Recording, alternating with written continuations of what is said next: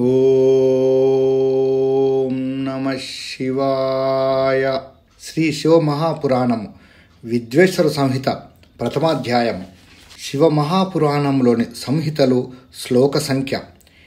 ఈ శివమహాపురాణము వేదతుల్యం. ఇది తొలుత పరమేశ్వర నిర్మితము.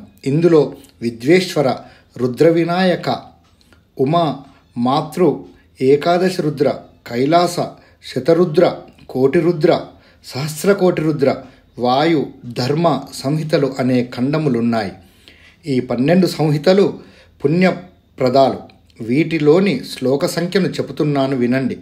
విద్వేశ్వర సంహితలో 10,000, రుద్ర, వినాయక, ఉమా, మాతృ సంహితలో ఒక్కొక్క దానిలో 8,000, ఏకాదశ రుద్ర సంహితలో 13,000, కైలాస సంహితలో 6,000, శతరుద్ర సంహితలో 3,000, కోటిరుద్ర సంహితలో 9,000, సహస్రకోటి రుద్ర సంహితలో 11,000, వాయు సంహితలో 4,000, ధర్మ సంహితలో 12,000 శ్లోకాలున్నాయి. మొత్తం 1,00,000 శ్లోకాల గ్రంథమిది. త్రికాలవేది అయిన భగవాన్ వ్యాసమహర్షి కలియుగంలో పుట్టబోయే మనుష్యులు అలసులు, మందబుద్ధులు, అల్పాయుష్కులు అని ఎరిగిరి.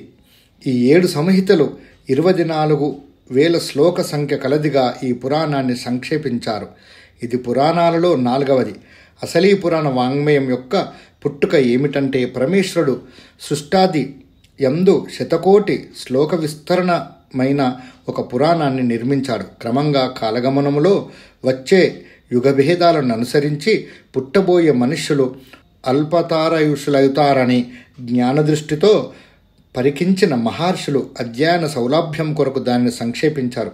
మహర్షులు ఏకపురాణంగా ఉన్నదానిని 4,00,000 శ్లోక సంఖ్యకు సంక్షేపించి 18 పురాణాలుగా విభజించారు.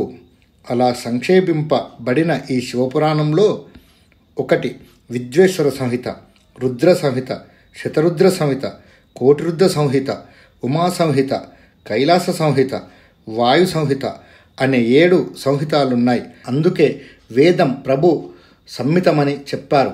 ఆప్తులు, పురాణాలు, మిత్ర సంహితాలు ఇవి మిత్రుని వలె లాలించి హితోపదేశాన్ని చేస్తాయి. పురాణాలన్నీ వేద తుల్యములే. ఈ శివ మహాపురాణం వేదతుల్యం, శ్రేష్టతమం, జీవన్ముక్తి కారకం. అది దైవిక, అది భౌతిక, ఆధ్యాత్మిక, దుఃఖ నివారకం, సకల కల్మషహారకం, దురితక్షయ నివారకం, మంగళప్రదాయకం. ఓం నమ శివాయ. ఓం నమ శివాయ. ఓం నమ శివాయ.